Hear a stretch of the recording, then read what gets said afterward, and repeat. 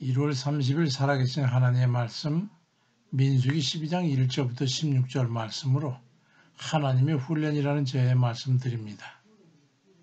하나님께서 자녀들을 훈련시키는 데는 얼마의 기간이 소요될까요? 하나님께서 뭔가 소용이 있어서 훈련시키는 데는 많은 시간이 걸리는 모양입니다. 모세는 사도행전 7장 23절에 보면 40살이 되어 동정인 이스라엘 사람들을 돌아볼 생각을 했다고 기록되어 있는데 사도행전 7장 3절에는 그 후 40년이 지난 어느 날 한 천사가 시내산 근처에 광야에 있는 떨기나무 불꽃 가운데 모세에게 나타났다고 기록되어 있습니다. 나이 40이 돼서 사명을 깨닫고 80이 되었을 때에야 하나님께서 부르셨던 겁니다. 40년 동안을 연단시키신 후에 민수기 10장 3절에 보니까 이 사람 모세는 온유함이 지면의 모든 사람보다 더하다라고 말씀합니다.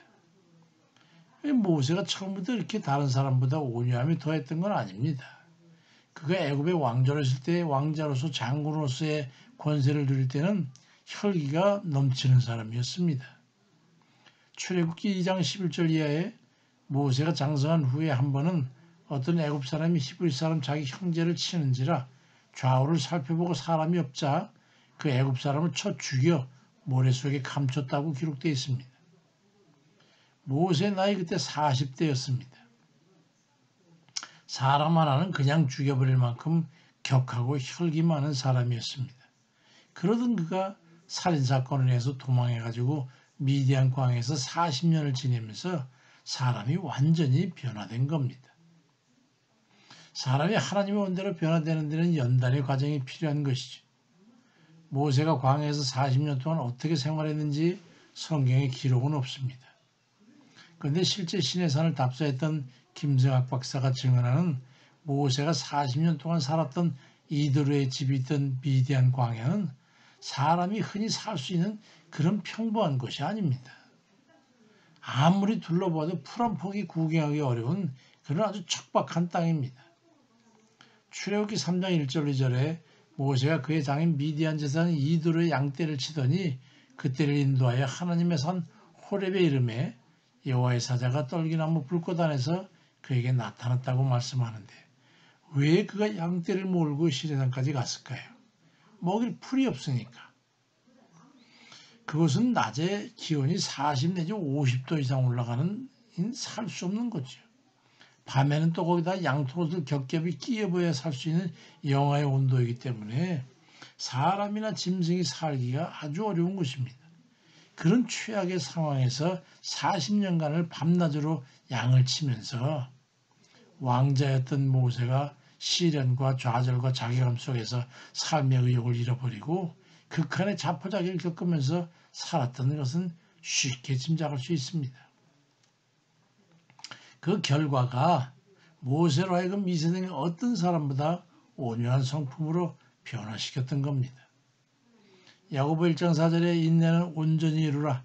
이는 너희를 온전하여 구비하여 조금도 부족함이 없게 하려 함이라고 목적에 대해서 말씀합니다. 또 로마서 5장 4절엔 인내는 연단은 소망을 이루는 줄 암이라고 이 연단의 훈련 과정 목적을 말씀했던 겁니다. 하나님이 부르시는 이들은 여지없이 연단의 과정을 겪게 됩니다. 사도 바울도 예수님을 담에색 도상에서 만난 후에 3년간 복음을 전했지만 별 열매가 뚜렷하지 않자 갈라디아 2장 1절에 보면 14년 동안 다수에서 집거했던 걸 알 수 있습니다.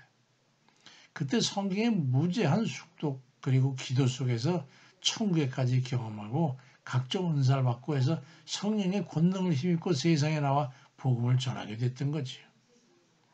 로마서 8장 18절에는 생각하건대 현재의 고난은 장차 우리에게 나타날 영광과 비교할 수 없다고 말씀합니다.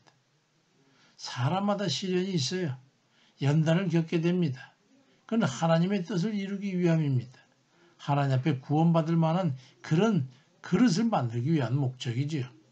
모세가 온유함이 지면의 모든 사람보다 더하더라는 그런 정도가 되는 데는 그러한 하나님의 연단이 있었던 것처럼 우리가 겪는 연단이 우리로 하여금 구원에 이르기까지 인도하심인지 어찌 알겠습니까? 히브리 12장 11절에도 무릇 징계가 당시에는 즐거워 보이지 않고 슬퍼 보이지만 후에 그로 말미암아 연단받은 자들은 의와 평강의 열매를 맺는다고 말씀하지 않습니까? 나를 죽여야 하나님 앞에 사는 것임을 깨닫고 자아를 죽여 하나님께 온전히 순종하고 맡기는 그런 이들 다 되시길 주의 이름으로 축원드립니다. 아멘입니다.